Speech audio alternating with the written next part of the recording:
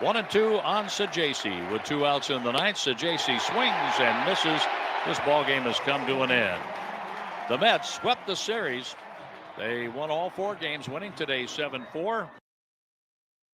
That's the way it wrapped up here this afternoon. Joe Pott with you. This is our Extra Innings show, and it is presented by Gray Bar, your distributor for electrical and datacom needs. Happy to have you along on this Easter Sunday. A very happy Easter Sunday to you. Not a very happy Easter Sunday for the Redbirds. The road has not been a nice place for the Redbirds. If you want to get in, we would love to hear from you. 314-436-7900. Let me know what you thought about this one, or feel free to hit us up on the socials. We're on YouTube, we're on X, we're on Facebook, and you can see us right here. Me, Jonathan Camps, on the other side of the board over there, running the show for us, and we're happy to take your comments about this one. I said this on the network show, but the offense wasn't the issue today. Not the only issue, or not really the biggest issue, I don't think. Recall yesterday we were talking about kind of the same thing, right? We were talking a lot about not being able to produce with runners in scoring position. And I made mention that it's not necessarily about the overall number. The Mets were 1-7, 1-4-7 yesterday with runners in scoring position, but they did enough to win the game. Today, the Cards were 2 of 9 with runners in scoring position. And that was enough to get them 4 runs in this game, which in some cases would win you a game. I realize you want to score more, but the bigger glaring issue now obviously is the bullpen. And that's the what has kind of failed them here today. Jojo Romero goes the third of an inning. He ends up taking the loss, but he wasn't hit very hard. Ryan Fernandez, though, and I said this kind of closing out the network show as well, Ryan Fernandez is a bigger concern because Oliver Marmol said they're trying to get him right. And I guess that by trying to get him right, they're using him in some high leverage situations, but it's not working. And it's rough on the Cardinals when you're trying to get him right, but you're also wanting to win a game, and that's not helping you win a game right now. And I don't think that he gets used in high leverage situations much longer. He can't, right? You can't be. I think that there is something to all that we've been told about giving some guys some runway, giving some leeway. Let's see what they've got. But Ryan Fernandez doesn't have to be one of those guys. There are other options.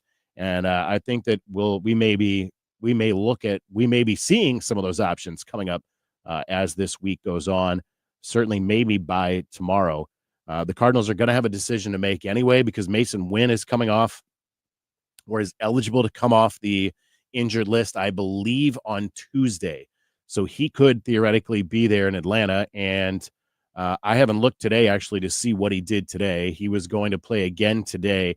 And that's what I was talking about yesterday is for Mason Wynn, it's going to be about back to back, right? Let's see him get back into the swing of things with consecutive games. Let's see how that back feels. Yesterday, homered twice. He was in the DH spot. Day before that, he was playing at the shortstop spot. So he was in there again today in Memphis. They're going to make a decision about him. Minor leagues are off on Monday, so if they're making that decision, he's probably joining the team in Atlanta, I should say, coming up tomorrow. Bill Downton asks, does JoJo have options? And I don't know the answer to that. But again, I'm not sure that JoJo is a huge issue. I think Ryan Fernandez is the bigger issue.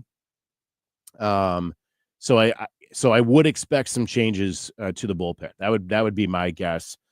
We already saw some changes as they brought Swanson up last week and sent out Rodri Munoz, who had pitched well in that series, pitched in the Phillies series here at Busch Stadium. So certainly you could bring him back up to go with Swanson.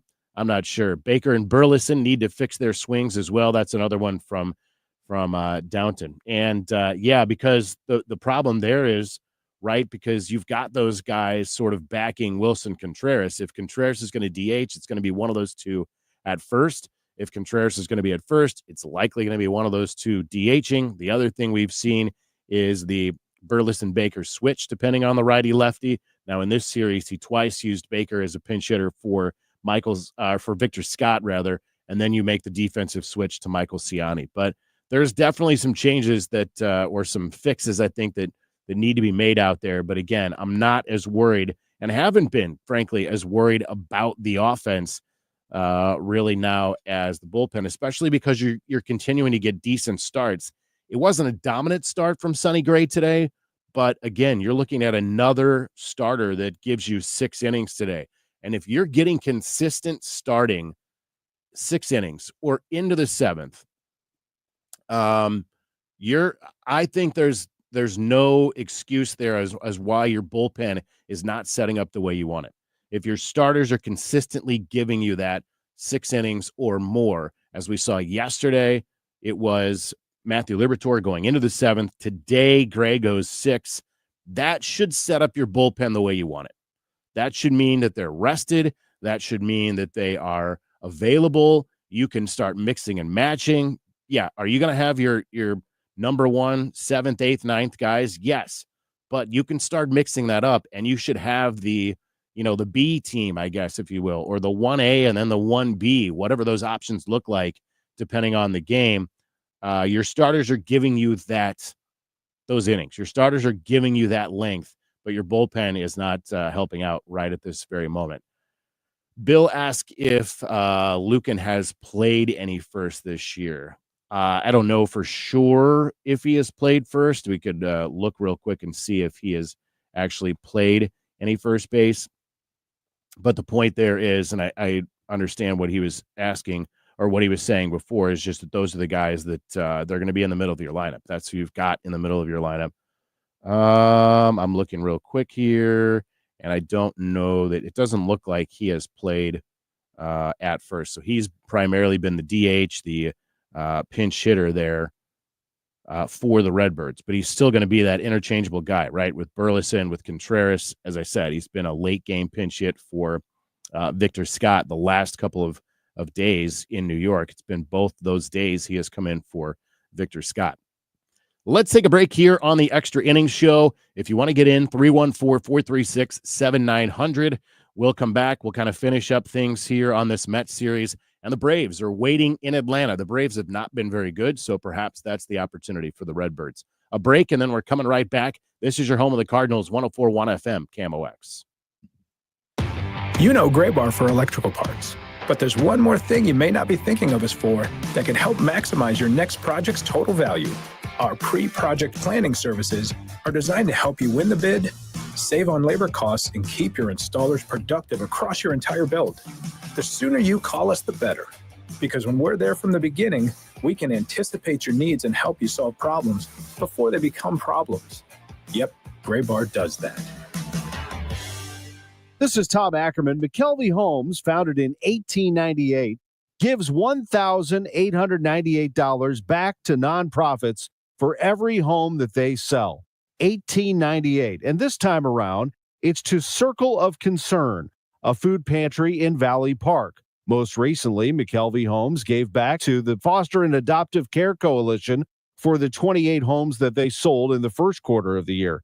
McKelvey Homes, McKelveyHomes.com. This month's Siteman Cancer Center Spotlight is testicular cancer. Dr. Woodson Smelser. Testis cancer is a disease primarily of men 18 to 45. And so for men in that age segment, we recommend doing just a monthly testicular self-exam. And you can do this in the shower and just basically feel for any abnormal lumps or bumps on the surface of the testicle. And then, of course, if you find something like that, that's when you need to contact your doctor and get further workup. Thanks to Siteman Cancer Center, national leaders in cancer. For more information, visit siteman.wustl.edu.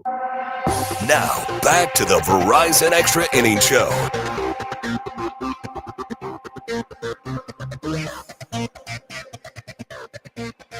Jose Buto, and he lines that one down the left field line. It's fair. One run's going to score. Rounding third base is Ciani. He's the tying run. The play at the plate. He's saved. Sajasi comes through, and we are tied in the 7th. Yes, indeed. Thomas Sajasi with the big swing right there. Welcome back in on the Extra Innings Show here on KMOX. The Extra Innings Show is presented by Gray Bar. Gray Bar, your distributor for electrical and datacom needs. The Cards are headed to Atlanta. That's What's on Deck. What's on Deck is brought to you by Chesterfield Fence and Deck. The sign you have the very best. ChesterfieldFence.com. I mentioned it. Atlanta has not been playing very well themselves. The Braves in their last 10 are 6-4. They're just 8-13 overall this year. So this might be the opportunity. Now, they've had the same problem the Redbirds have. They've got 6 wins at home. They've got 3 on the road this year. The Cards are 8 wins at home, 1 on the road this year. As this series obviously continues on the road. I think that, though, this might be the time. Maybe this is the time where we start seeing some of those changes. I don't know what they'll do with Thomas Saggese, actually, if they're going to bring up Mason Wynn. Does Thomas Saggese go down? Does somebody else go down because Thomas Saggese has been hitting the ball? Maybe that's a place where, as we were chatting, as Bill, who has commented about Baker and Burleson, maybe Lucan Baker goes back down. Maybe he goes down to fix his swing there. I don't know for sure. I'm just guessing that this could be the series. This could be that time where you start looking at some changes, right? You're coming up to the end of the first full month of the season right now. This is going to take us right into the month of May. This week is going to take us into the month of May, or the very early in the following week, perhaps. So maybe this is the opportunity to fix some of those things or start making some of those changes. Because, yeah, I get it. We were told you want to give runway. I still, I'm not looking for a Jordan Walker to go anywhere. I think Jordan Walker needs to play, 4 out of 5 days, every 4 out of 5 days, or he's playing 5 out of 6 days, whatever it is. I still want him in there because he is the main, I think, player key that you want to know what you have, and you're not going to figure that out by letting him play, 2 weeks here and then sending him down to Memphis for 3 weeks or a month at a time. So I don't think he is considered. I don't consider that a change. But for a Lucan Baker, I think that maybe that brings some help to him. Maybe it brings some consistency to him because he is not getting consistent time here because Burleson's getting the majority of the time either at the DH or at first base when Contreras is at first or DHing, right? It's usually Burleson the other side. Baker has been much more that late game pinch hitter. So maybe they want some more consistency from him. I don't know. I just think that this is the time that you could be forcing some of those changes because Mason Wynn's going to come back. I can't imagine that as long as there is no ill feeling, ill effects, I should say, of him playing the last couple of games, then he'll be back up.